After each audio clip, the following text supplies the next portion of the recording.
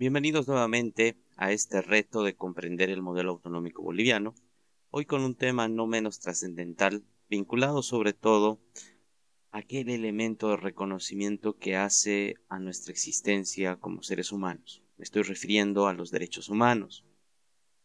Tal vez es menester preguntarnos qué importancia tienen los derechos y su ejercicio en el modelo autonómico boliviano, que a diferencia de otros modelos estatales y de gobierno, pues tienen un enfoque tal vez más de libre determinación y gestión pública que veremos a continuación. Para ello, es menester que podamos revisar lo siguiente. El reto de la protección jurídica desde el modelo autonómico boliviano, en base al tema que nos ocupa, no está circunscrito solamente a desarrollar derecho, porque hay que regular, porque hay que legislar como facultad principal, sino al hecho de comprender que los derechos humanos son desarrollables. Esto quiere decir que los derechos están en una fase germinal, en una fase de potencia, y su reconocimiento en la norma fundamental, es decir, la Constitución, no hace sino establecer un compromiso para aquello que va a ser el mandato normativo en todas las entidades territoriales autónomas. Y esto viene a ser así porque estos derechos humanos se van a validar con la gestión pública ejercida por cada una de las autonomías reconocidas en Bolivia. Es por eso que las leyes autonómicas van a terminar siendo protección y desarrollo de sus derechos. Pero ¿cómo es esto posible? Pues cada derecho humano está vinculado a un tipo de competencia reconocido a un nivel de gobierno. Entonces, un nivel de gobierno determinado, a través de una facultad conferida normativa o constitucionalmente, va a gestar la norma jurídica que va a hacer posible el cumplimiento, el afincamiento y apuntalamiento de ese derecho humano. Como vamos a ver a continuación, este hecho no es menor ni es menos trascendental debido a la importancia de esta temática. En este sentido, nosotros vamos a citar un ejemplo por demás emblemático, por demás interesante, que aconteció en la jurisdicción del Gobierno Autónomo Municipal de la Ciudad de La Paz a partir de la ley número 311 en el gobierno del exalcalde Luis Revilla. Esta ley, cuya denominación era o es promoción y respeto a los derechos humanos de las personas con diversa orientación sexual e identidad de género, se está desprendiendo de una competencia, la competencia en desarrollo humano, que es propia de los gobiernos autónomos municipales, es decir, en este caso, el artículo 302 constitucional, numeral número 2. Y en este sentido, la competencia en desarrollo humano, lo que implica el desarrollo humano, ha sido ampliado, ha sido desarrollado en esta legislación que procura fortalecer una identidad, una orientación sexual y una forma de vivir de un grupo de ciudadanos, en este caso en la ciudad de La Paz, para que se hallen visibilizados en el espectro de gobierno municipal. No vamos a hacer ningún juicio de valor sobre si esto es bueno o malo, responde a un interés propio o extraño, no. Vamos a valorar el hecho de que el derecho humano a tener una identidad y género y sexualidad determinado en todo lo que es el desarrollo de la humanidad misma, está identificado a partir de la competencia en desarrollo humano. Y ese mismo elemento ha posibilitado gestar esta norma jurídica, lo cual satisface no solamente a este tipo de grupos, sino nos pone en alerta sobre cómo podemos utilizar la legislación, en este caso la facultad legislativa, para poder acompañar este tipo de iniciativas. Habrá quien en este caso diga, pero no era necesario hacer una ley. Tal vez fue un extremo en el entendimiento de que el desarrollo humano es algo más. Pero esa ya será una crítica plausible a partir de lo que vamos a entender para el espectro jurídico boliviano por desarrollo humano.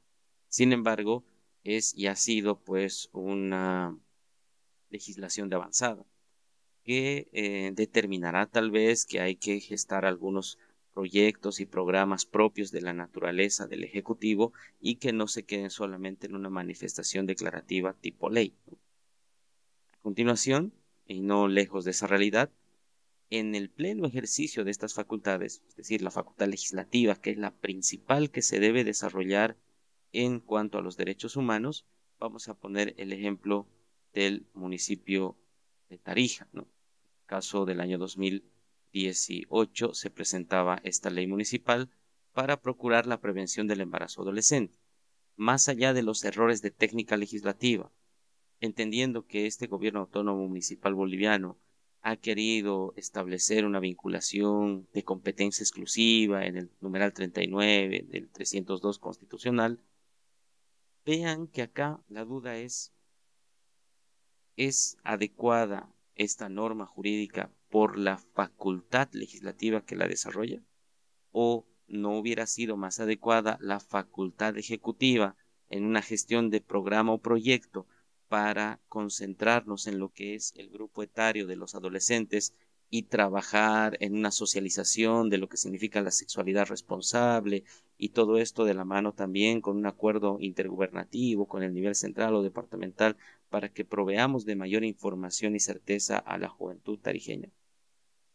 Sin embargo, ahí estamos viendo una manifestación autonómica que está llevando adelante un entendimiento de lo que para ellos debe hacerse por ley.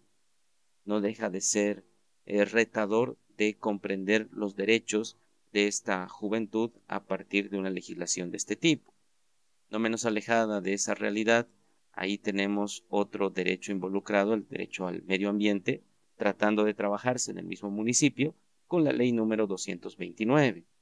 En este caso, la ley 229 va a querer representar una vinculación de una competencia exclusiva con el numeral 5 del 302 constitucional, que se refiere precisamente a los residuos sólidos dentro de la jurisdicción municipal.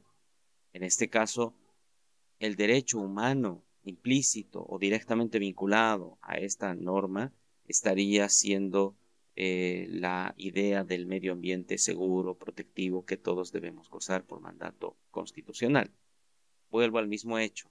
Tanto la anterior ley como esta podrían ser cuestionables en decir la facultad no está correctamente desarrollada. Debió ser una facultad de tipo reglamentaria, una facultad de tipo ejecutiva, sobre todo porque en ese mandato nosotros podemos operativizar de mejor manera aquello que queremos hacer desde la gestión pública, en este caso municipal. Sin embargo, ahí nos deja en discusión, en un ejemplo o en otro, el responder estas preguntas, ¿no? Las facultades propias que tienen las autonomías, en el caso boliviano, y que procuran proteger derechos humanos, van a ejercerse de mejor manera si desarrollamos la facultad legislativa, la facultad reglamentaria o la ejecutiva, aislada o complementariamente. ¿De qué depende este aspecto? Esto será respondido en el grado en que nosotros comprendamos que la realidad autonómica boliviana no es parcial, sino que esta normativa ciudadana, porque muchas de estas normas nacen de la demanda social, de los inputs que ingresan en la representación política que significa cada concejal, cada asambleísta departamental, para que las leyes autonómicas contribuyan a la generación de cultura ciudadana, a la generación de desarrollo humano y sobre todo aquello que suele faltar mucho en los gobiernos del poder local, latinoamericano y boliviano, por supuesto, gestión pública autonómica. Entonces, tanto la cultura ciudadana para poder establecer un ejercicio ciudadano activo y no pasivo, desarrollo humano contemplando en un acceso a la calidad de vida, al acceso a la justicia, a los fines que el Estado debe cumplir por norma constitucional, y gestión pública para establecer estos mandatos de servicio que para eso existe el mismo hecho del Estado, ¿no? En este caso en el poder municipal. Ahora, esta normativa ciudadana no es alejada de la controversia o del cuestionamiento porque los derechos humanos no son un elemento dado, no son un mandato jurídico ya cubierto, ya realizado. Hay varias formas de abordar la temática. Sin embargo, desde el punto de vista gubernamental, pues es un reto que todavía no se ha terminado de cumplir y el conocimiento ciudadano debe ir en boga en este sentido. Aquí les pongo un ejemplo más respecto a aquella temática que suele ser muy escurridiza para algunos, el tema de la cultura, ¿no? Y el arte. En el caso del gobierno autónomo municipal de Santa Cruz, Ahí tenemos una ley de desarrollo humano en los ámbitos cultural, artístico, turístico y deportivo. ¿Cuáles serían los derechos humanos detrás de esta norma? ¿No? El derecho a ejercer o a identificarnos culturalmente o a tener una cultura como ciudadanos, el derecho al apreciar el valor, el patrimonio artístico y sobre todo el derecho al deporte que contribuye por ende a la salud. Pero el entendimiento en la redacción, vuelvo a insistir en esto, no solamente es lo esencial, porque una norma puede estar coherente y correctamente redactada en técnica legislativa, pero no por eso es validada en derecho. Lo que necesitamos comprender es cuál es el alcance de ese derecho, qué implica ese derecho, cómo se ensambla la protección de ese derecho en los distintos niveles del Estado boliviano. Por esto, ya para concluir la idea principal, hay que preguntarnos cuál es el alcance de estos derechos humanos, lo que hace establecer lo siguiente. Hace falta un análisis, un estudio pormenorizado, tanto del reconocimiento dogmático de la norma fundamental boliviana, esto quiere decir de los derechos que se reconocen allí, como de los derechos que se han ido protegiendo jurídicamente en la distinta legislación autonómica.